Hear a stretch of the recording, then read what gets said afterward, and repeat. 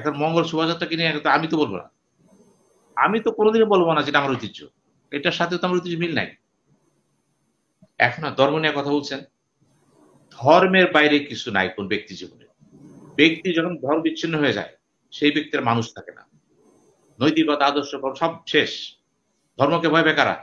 লুচ্চা, লম্পট, মদখোর, মাতাল, ব্যভিচারী, নৈতিকতা বিরোধী। পহেলা বসে অনুষ্ঠান করবেন করেন, এটা যেহেতু বাঙালির সংস্কৃতি মিলে গেছে। এখন কিভাবে করবেন? আপনি মঙ্গল দিয়ে করবেন? না, মঙ্গল দিয়ে করবেন না। তাহলে মুসলমান যাবে না। কোন মুসলমান? যেই মুসলমান বিশ্বাস করে আল্লাহ এক অদ্বিতীয়, কোরআন সুন্নাহকে বিশ্বাস করে, সে যেতে পারে না। যেই খ্রিস্টান বিশ্বাস করে বাইবেলকে, যেতে পারে না। অর্থাৎ আসমানি কিতাবে কেউ যেতে পারে না। তাহলে আপনাকে বুঝতে হবে এটা কাদের জন্য আসছে। ওই তাদের জন্য আসে উচ্ছিষ্ট কিছু বুদ্ধিজীবী। যখন আপনি ঐতিহ্যের কথা বলতেছেন পার্ট, এটা তো ঐতিহ্য হবে না। Mangal Shobhajatra is not the ঐতিহ্য অফ মুসলিম এই দিবে, কারণ মুসলমানদের কথা সেটা নাই, বৃহত্তর জনগোষ্ঠীর কথা নাই। কিভাবে জানেন আপনি? এখানে একটা দেশ আছে যেখানে হাজার হাজার মসজিদ, ল্যান্ড অফ মস বলে এটাকে। চিন্তা করে দেখেন আপনি, তাদের কথা এখানে নাই। শোভাযাত্রা কি মিন করতেছেন আপনি? এটা কাদের?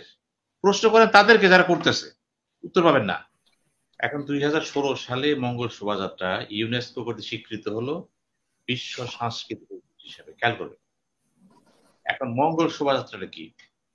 এই শোভাযাত্রার সাথে বাঙালি সংস্কৃতি, বাংলাদেশ সংস্কৃতি, মুসলিম সংস্কৃতি, হিন্দু সংস্কৃতি সম্পর্কটা কি? এগুলো আপনাকে বুঝতে হবে। কিন্তু কারা মঙ্গল শোভাযাত্রাকে ইউনেস্কোর কাছে প্রস্তাব পাঠাবে কারা? যে বা যারা সেই সময়ে এই কাজটা করেছিল, তাদের ভিতরে বাঙালি ঐতিহ্যের কতটুকু মূল্যবোধ কাজ করেছে। আপনি ইউনেস্কোতে স্বীকৃতি নিয়ে আসতেছেন মঙ্গল শোভাযাত্রার উপরে, তাহলে যারা ড্রাফটটা তৈরি করেছিল, যারা সংস্কৃতি মন্ত্রণালয়ে যারা ছিল, প্রশ্ন এসে যাবে তো এখানে, এসে গেছো এখানে। তারা মূলত এটাকে বিশ্ব সংস্কৃতি ঐতিহ্য মানে তারা বাঙালি জাতির একটা ঐতিহ্য দেখেছে। আমি কিন্তু আগেও বলেছি, মঙ্গল শোভাযাত্রা আর পহেলা বৈশাখ কিন্তু এক জিনিস নয়। কিন্তু আপনি যখন মঙ্গল শোভাযাত্রা ইউনেস্কো বলতেছে বিশ্ব সাংস্কৃতিক অংশ, বাঙালি জাতির গর্ব, ব্যাপারটা তা না কিন্তু। মঙ্গল শোভাযাত্রা আমাদের গর্ব না, পহেলা বৈশাখ গর্ব। তাহলে আপনি ওই ঐতিহ্যটা কিভাবে করলেন, এই প্রশ্ন থেকে যাবে কিন্তু। দ্বিতীয় কথা হচ্ছে, ব্যারিস্টার বকর, প্রফেসর ফরাদ এবং সারোয়ার সবাই বলেছে, ছোটকালে আমরাও দেখেছি মেলাটা কাদের হতো, মেলার পশোটা কারা বানাতো, মিষ্টি কারা বানায়, মূর্তি কারা বানায়। এই যে মেলাতে যেতাম, টুফামুসি খেলা হতো, সেখানে মূর্তি হতো, প্লেট বিক্রি করতো, সব হিন্দুরা করছিল। মঠ বাড়ি ছিল, কামার বাড়ি ছিল। সুতরাং এগুলোর সাথে কিন্তু যে কোনো ভাবেই প্রাচীন ঐতিহ্যের সাথে একটা সম্পর্ক ছিল হিন্দু সংস্কৃতিতে। এবং উৎসব সেখানে রথ কারা করতো, এই যে বাঙালি সংস্কৃতি ছিল কারা করতে দিবি, যাত্রা কারা করতে শুরুটা মুসলমানরা প্রথম করতে না দিবি। কাজে এক একটা ঐতিহ্যের সাথে সম্পর্ক থাকে। এখন ক্রমান্বয়ে বলছেন যেটা এই সমানে কি হলো, এটা ব্যক্তি লাভ করলো এবং শহরায়ন হয়ে গেল। এবং আরবান কালচার এসে কি হলো, এটা পহেলা বৈশাখ আমার আমরা দেখলাম অনেকগুলো অনুষ্ঠান হয়, গান বাজনা হয়, সংস্কারটা হয়। এখন আসেন, আপনি ধর্মের কথা বলছেন। মোল্লা একটা কথা বলেছে হোসেন মোহাম্মদ এরশাদ সম্পর্কে, রাষ্ট্রধর্ম বলে, উনি এসে দেখলাম প্রশংসা করলেন। এরশাদ সাহেব হচ্ছে এই জাতির সবচেয়ে স্বৈরাচারী সরকার, তিনি ভালো কাজ করেন নাই তো। তাহলে রাষ্ট্র ইসলাম করে এটা ভুল করেছেন তো। যে কারণে বিএনপির সাহস আনে, আওয়ামী লীগের সাহস আনে বাতিল করার জন্য। এটা খেয়াল করবেন কিন্তু। এবং তিনি বললেন হিন্দুদের মধ্যে একটা অংশ এটাকে চ্যালেঞ্জ করার জন্য অনেকগুলো সায়নের জন্ম দিল, অন্য কিছু জন্ম দিচ্ছে। কথা আসতেছে কিন্তু। এখন বাঙালি সংস্কৃতিটা কি, বাঙালি জাতিটা কি? বঙ্গবন্ধু কি বাঙালি জাতির পিতা, না বাংলা জাতির পিতা? কার পিতা? যদি বাঙালি বলেন, বাঙালি তো প্রায় 40 কোটি। ত্রিপুরা, আসাম, পশ্চিমবাংলা এরও বাঙালি, যদি বৃহত্তর বাংলা বলেন। আর যদি বাংলাদেশ বলেন, সংস্কৃতি ভিন্ন। বাংলাদেশ বলার সাথে সাথে চিন্তা করতে হবে মেজরিটি জনগোষ্ঠী 90% মুসলমান, তার চিন্তা চেতনা, তার আকাঙ্ক্ষা সবকিছু মিলে আছে এখানে। এখানে কেন কিছু লোক যারা নিজেদেরকে ধর্মনিরপেক্ষ বলে, রাষ্ট্র ধর্মনিরপেক্ষ হতে পারে, ব্যক্তি কেমনে হয়? যে সমস্ত ব্যক্তিরা ধর্মনিরপেক্ষ হয় তাদের ধর্মই নেই। রাষ্ট্র ধর্মনিরপেক্ষ মানে কি? ধর্মরা এই জন্য বলে যে রাষ্ট্র কোন ধর্মকে প্রশ্রয় দিবে না, ব্যবহার করবে না। কিন্তু বাংলাদেশের অবস্থাটা কি? বাংলাদেশের ধর্ম মন্ত্রণালয় আছে, অর্থাৎ রাষ্ট্র নিজেই কিন্তু ধর্ম মন্ত্রণালয় করেছে, ইসলামী ফাউন্ডেশন করেছে, হিন্দু করেছে, বৌদ্ধদের জন্য করেছে।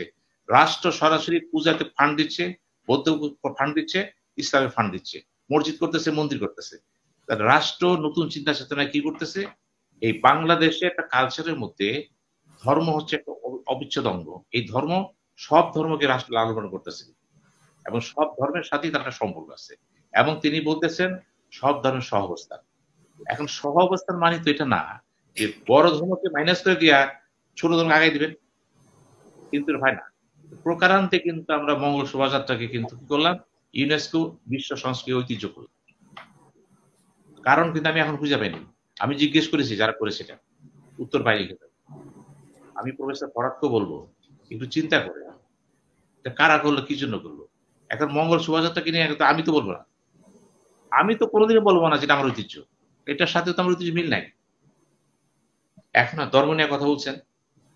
ধর্মের বাইরে কিছু নাই কোন ব্যক্তি জীবনে। ব্যক্তি যখন ধর্ম বিচ্ছিন্ন হয়ে যায়, সেই ব্যক্তির মানুষ থাকে না। নৈতিকতা, আদর্শ সব শেষ। ধর্মকে ভয় পায় কারা? লুচ্চা, লম্পট, মদখোর, মাতাল, ব্যভিচারী, নৈতিকতা বিরোধী। তার ধর্মকে ভয় পায়। ধর্ম মানিতে গেলে সব ধর্মের মূল কথাই তো হচ্ছে আদর্শ পুরুষ, আদর্শ কৃষ্টি, আদর্শ সন্তান। ধর্ম ঘুষ খেতে মানা করে, অন্যায় করতে মানা করে। এগুলিকে ভয় পাবে তারাই, যারা এগুলি মানতে চায় না। তা আমি তাদের পক্ষে না তো। তারা হচ্ছে সমাজের ওই লোক যারা ধর্মকে ভয় পায়, শুধুমাত্র পলায় বেড়ায় তারা। অথচ মৃত্যুর পরে তাদের কারো কিন্তু শ্মশানে পূজা দেয়, খ্রিস্টান দেয়, মুসলমানদের কি কবরস্থানে পাঠায়। বিয়ে করার শুধু ধর্ম দরকার, জন্মের পরে ভর্ত দরকার, মৃত্যুর সময় ধর্ম দরকার। এর মধ্যে ধর্ম নিরপেক্ষ। এই প্রতারণা চক্রটা কিন্তু রয়ে গেছে। আমি সেই জন্যই বললাম, ধর্মবিহীন অবস্থায় কোন ব্যক্তি থাকতে পারে না। আর ধর্মীয় চিন্তা তো আসবেই। আপনি জন্ম হয়েছে কোথায়? কোথায় ছিলেন, কোথায় আছেন, কোথায় যাবেন? এই জিজ্ঞাসা কোন লোকের? আজ ৪ জন আমরা এখানে আছি। আমাদের মনে প্রশ্ন আছে, প্রশ্ন যারা করে তাদের মনে হতে আছে। আমি কে? এই প্রশ্ন যে সংস্কৃতি থাকবে না, সেটা কোন সংস্কৃতি নেই। কে বলছে সংস্কৃতিটাকে? এই জিজ্ঞাসার মধ্যে মানুষের মৌলিক জিজ্ঞাসা নাই। আমি তারা সংস্কৃতি মনে করি না। ওটা হচ্ছে বেঁচে থাকার জন্য একটা মিথ্যা আবরণ, প্রতারণা। ওটার সাথে স্থায়িত্ব সম্পর্ক নেই। পাশাপাশি আসে। আমি প্রায় শুনি সনাতন ধর্ম। স্যারও বললেন, আবু বকর ভাই বললেন, ফরাদও বললেন, সনাতন ধর্ম আমি তো বলি না। একজন মুসলমানের কাছে সনাতন ধর্ম একমাত্র আদম আলাইহিস সালাম। ধর্মের বিকাশ ঘটছে আদম আলাইহিস সালামের থেকে শুরু হয়েছে শুরু। অর্থাৎ পৃথিবীর প্রথম পুরুষটি হচ্ছে আল্লাহর নবী, আল্লাহর খলিফা হিসেবে পৃথিবীতে তিনি আসছেন। তিনি সনাতন কিভাবে হন? সনাতন তো পরে বিভ্রান্তি আসছে কিন্তু। কাজে মুসলমান কখনো বলবে না সনাতন, আমাদের কাছে সনাতন ধর্ম ইসলাম। আমি কেন বলতে যাবো এটা সনাতন ধর্ম? তার বয়স কত? আদমের বয়স বেশি না ধর্মের বয়স বেশি? এগুলো চিন্তার ব্যাপার আছে কিন্তু। আমরা কিন্তু সবকিছু ঘোষামেল দিয়ে এমন পর্যায়ে নিয়ে গেছি, হারাই গেছি নিজের মধ্যে। কারণ রাজনীতি, রাজনীতি আমাদের শেষ করে দিচ্ছে তো। এবং সব কথা হলো আজকে আলোচনা যে পহেলা বৈশাখ আসছে, প্রশ্ন হচ্ছে ইফতার হয়নি। ইফতারের ব্যাপারে কিছু বিধিনিষেধ সরকারি দেওয়া হয়েছিল। আমি মনে করি কাজটা ভালো হয়নি এবং সরকারি পর্যায়ে মানা হয়নি, কিন্তু বেসরকারি পর্যায়ে করার চেষ্টা করা হয়েছে। কারণ ইফতারটা কি নয়, ইফতারের সাথে কিন্তু একটা ধর্মীয় অনুভূতি আছে। ইফতার খাওয়ার অনুভূতি আছে, খেতে যাওয়ার অনুভূতি আছে, দেওয়ার অনুভূতি আছে। এই কর্মকাণ্ডের প্রতি স্কুইজ করা যাবে না। কত টাকা যায়? রাষ্ট্রের ফান্ড যায় না তো, ব্যক্তি ফান্ডে খরচ হচ্ছে। এই যে ব্যাপারটা ঘটছে, এখানেও মনে হয় কোনো কোনো ক্ষেত্রে কারো কারো বুদ্ধিতে অতি বাড়াবে হয়েছে। এখানে কিন্তু চর্চাটা ঠিক নেই। আবার আসেন পহেলা বৈশাখ। আমি তাকে পহেলা বৈশাখ তো ফরজ না? আপনি ফরজের সাথে একটা কালচার যুক্ত করেন, তুলনা করলেন কেন? রোজাটা ফরজ মুসলমানদের জন্য, পহেলা বৈশাখী ফরজ নেই। কার সাথে কার তুলনা করতেছেন আপনি? পহেলা বৈশাখ অনুষ্ঠানটা করবেন করেন, এটা যেহেতু বাঙালির সংস্কৃতি মিলে গেছে। এখন কিভাবে করবেন? আপনি মঙ্গল দিয়ে করবেন? না, মঙ্গল দিয়ে করবেন না। তাহলে মুসলমান যাবে না। কোন মুসলমান? যেই মুসলমান বিশ্বাস করে আল্লাহ এক অদ্বিতীয়, কোরআন সুন্নাহকে বিশ্বাস করে, সে যেতে পারে না। যেই খ্রিস্টান বিশ্বাস করে বাইবেলকে, যেতে পারে না। অর্থাৎ আসমানি কিতাবে কেউ যেতে পারে না। তাহলে আপনাকে বুঝতে হবে এটা কাদের জন্য আসছে। ওই তাদের জন্য আসে উচ্ছিষ্ট কিছু বুদ্ধিজীবী, যাদের জীবন জিজ্ঞাসা নাই, মৃত্যুর পরে কি হবে, মৃত্যুর আগে কি ছিল, কোথায় ছিল, শুধুমাত্র জীবন ভোগবাদী। আমি আছি, জীবিত সব আছে, এটা তাদের জন্য। আমরা সে দলে না তো। আমি মঙ্গল সমাজের লোক না তো। ওই ঐতিহ্য আমারটা হবে কেন? এখানেও বুঝতে হবে, যদি কোনোদিন জামাত ইসলাম ক্ষমতা যেতে পারে, বা মুসলিম লীগ ক্ষমতা যেতে পারে, বা জাতীয় পার্টি ক্ষমতা যেতে পারে, বিএনপি ক্ষমতা যেতে পারে, আপনি দেখবেন ধর্মীয় অনুভূতি কিন্তু আবার সঞ্চার হবে। কিন্তু কেন হবে?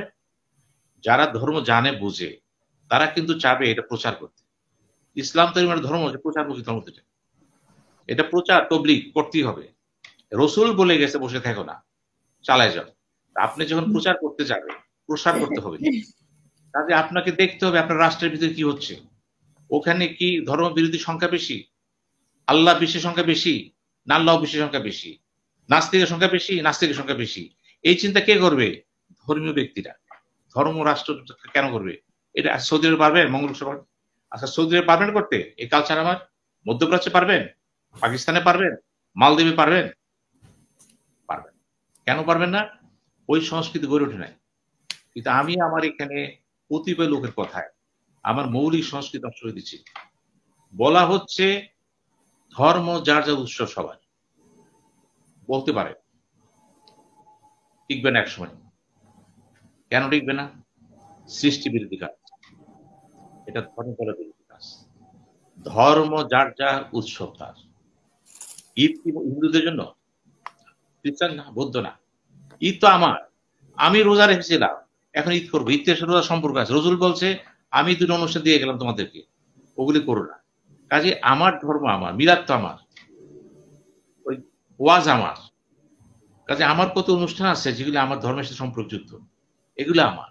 উৎসব করে জাতীয় উৎসবটা সবাই, 1 ডিসেম্বর, 16 ডিসেম্বর সবাই, 26 মার্চ সবাই, এটা হলো জাতীয় দিবস।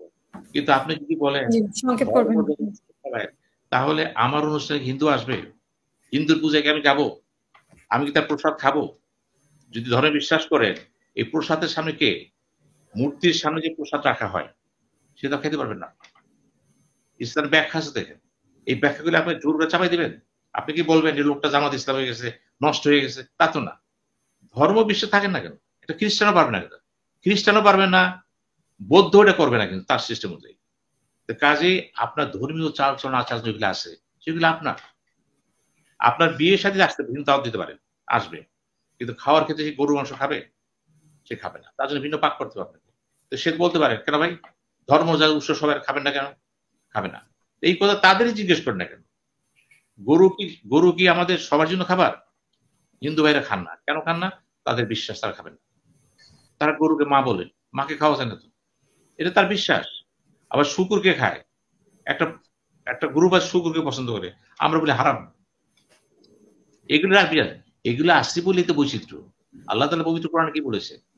আমি মানুষ করেছি বিভিন্ন অবয়বে, বিভিন্ন গোষ্ঠী এবং বিভিন্ন কালারে, যাতে একে অপরকে চিনতে পারে। এগুলি বুঝতে হবে কিন্তু। কাজেই আমরা শেষ করব। সনাতন সেটাই। মুসলমানরা বিশ্বাস করে প্রথম পুরুষ হচ্ছে আদম, প্রথম মহিলা হচ্ছে হাওয়া। শুরু সেখান থেকে জাতি, মানব জাতি। অতএব সনাতন হচ্ছে আল্লাহর প্রতি বিশ্বাস, এক অদ্বিতীয় সনাতন। তারপরে কি হয়েছে? ডিভিয়েশন হয়েছে, আদম সন্তান ডিভিয়েশন হয়েছে। ডিভিয়েশন কোথায় হয়েছে? বিশ্বাস থেকে। কাজেই এটাও একটা আমাদের বিমূর্তি ধরছে। কথায় কথায় সনাতন, কথায় কথায় পহেলা বৈশাখ, মঙ্গল শোভাযাত্রা। মঙ্গল শোভাযাত্রাতে আমি যাব না, সারোয়ার যাবে না, পুলিশে ফরজ যাবে না। কেন যাবে না? ওটা তো আমার না। পহেলা বৈশাখ আমার। আমরা ছোটবেলায় দেখেছি পহেলা বৈশাখ, আমাদের বাসার নারায়ণগঞ্জ এলাকা আমাদের ছিল, আমরা সেখানে যেতাম, হুঁশিয়ারি ব্যবসা হইতো সেখানে। আমরা দাঁড়া থাকতাম যে এই যে মিষ্টি খাওয়ার জন্য। দেখতাম যে হিন্দু দোকান ছিল, ওখানে আমরা বানতাম না কোনটা হিন্দু মুসলমান, আমরা খেতাম। কিন্তু যখন বুঝতে পারলাম ধর্মটা কি, আমি যখন নামাজ পড়তে পারি, মাথা নত করি আল্লাহর কাছে, কিন্তু অন্যের কাছে না। কিন্তু আমি যখন একটা হিন্দু দোকানে যে মিষ্টি খাইতেছি, মানে পূজার মিষ্টি, আমি পারি না তো। এগুলি বুঝতে হবে কিন্তু, এগুলি কিন্তু ধর্ম বিরোধী কথা না, কিন্তু এটা ধর্ম পক্ষে বুঝতে। হিন্দুরা হিন্দুদের অস্ত্র রক্ষা করবে, আমরা করব। অতএব আপনি যদি জাতীয় সংস্কৃতি করতে চান, আর সেই সংস্কৃতি যে মঙ্গল শোভাযাত্রাকে নিয়ে আসে, হবে না। কাজে সংস্কৃতি পুনর্গঠনে সংস্কার প্রক্রিয়া যা কিছু করা হচ্ছে, তাতে কিন্তু মুসলিম সংস্কৃতি কিন্তু হ্যাও করা হচ্ছে। আমি বলি এটা কিন্তু বেশি দিন থাকবে না, কারণ মানুষ তার সহজাত বিষয়ে কিন্তু এগুলি আবার সে চলে যাবে এক জায়গায়। কিন্তু আজকের পৃথিবী কিন্তু বিজ্ঞানের যুগ, ধর্ম বিশ্বাস কিন্তু বেড়ে গেছে, মানুষ জানতেছে, বুঝতেছে, করতেছে। এই বিশ্বাস আনা যাবে না। কিন্তু ওই যে আমার কয়েকটা ভাই প্রশ্ন করলেন, অনেকগুলি প্রশ্ন করেছেন, এক ভাই বোধহয় লেখাপড়া করেন, ইংরেজিতে প্রশ্ন করতেছিলেন।